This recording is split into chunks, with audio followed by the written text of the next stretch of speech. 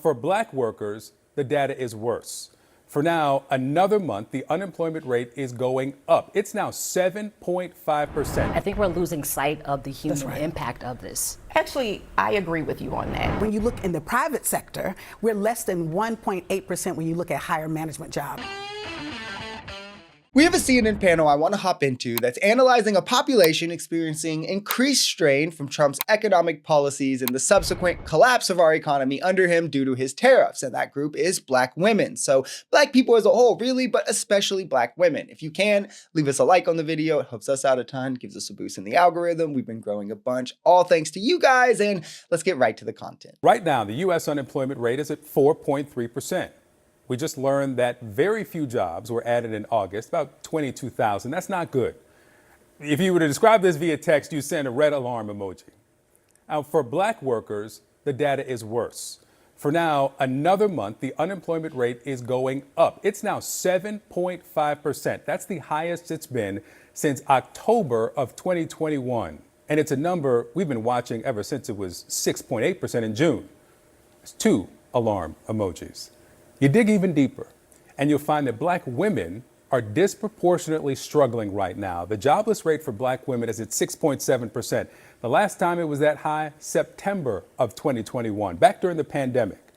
Add one more red alarm emoji. This is just another way that MAGA policies inherently further systemic racism and disparages minority groups with little to no concern. Trump is seeing this data and probably doesn't care. His federal workforce layoffs plays into this a lot as well. As black people are a high level employed by the federal government in these civil servant roles, black females especially, but it's coincided with, again, like the Medicaid and food stamp cuts. We have to look at this as a totality. These cuts or these programs, of course, help disproportionately low-income individuals. Black Americans are disproportionately low income. So all while Trump is causing them to lose their jobs and be unemployed at higher rates, he will now see them have higher medicine costs, higher food costs. There's other things that were getting pulled back as well, but all while also DEI initiatives get rolled back, affirmative action gets torched, African-American history gets erased, and slavery gets minimized.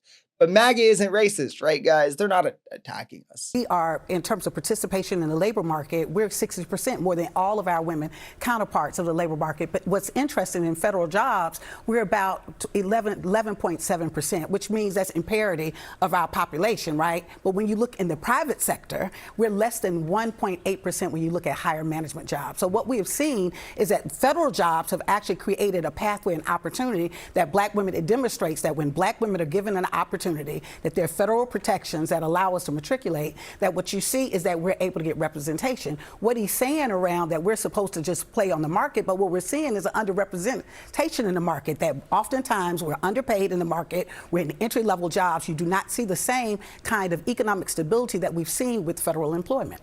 I saw your facial expression.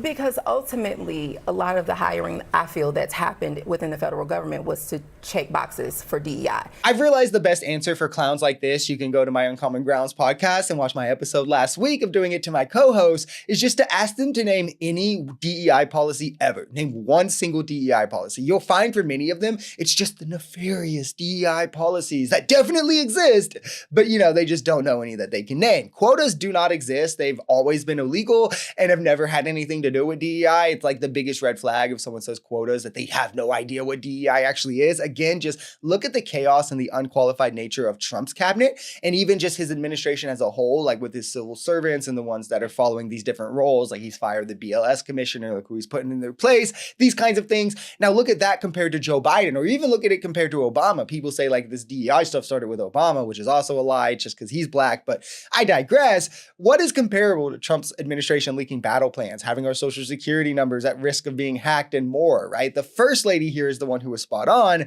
Multiple of these disparities exist. Black women fall victim to the largest pay gap. They see higher rates of turnover and harder experiences getting promotions than white coworkers. These are all problems that need addressed. Meanwhile, Trump is not, and he never will, and he's just instead enacting policy that gets them laid off. The fact that you have hundreds, thousands of black women who are out of jobs. Women from the age of 40-something, 50-something who are caregivers for their families. We've had reports. We have interviewed women who are struggling right now. So I hear what you're saying about the checking of the boxes, but like I think we're losing sight of the human impact of this. Actually, I agree with you on that. I actually feel that it's quite unfortunate that that has to happen, but we cannot continue to keep people in jobs to keep a payroll going. I think that's unfortunate.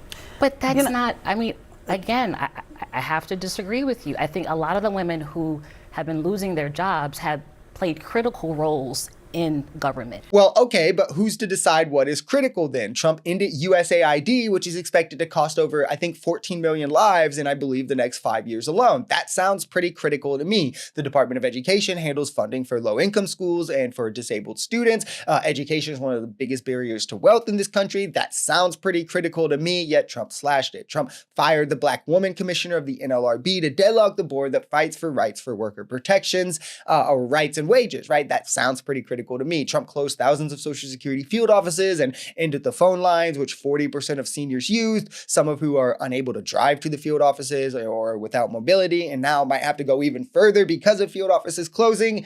That sounds pretty critical to me. But yeah, guys, I'm sure that he's just closing the mundane ones that don't matter, and they just created all of these things to give handouts to Black people in the first place. It sounds totally real and legit and serious, and I don't even get how these conversations divulged this far. Like, how did the racists win the culture war this bad?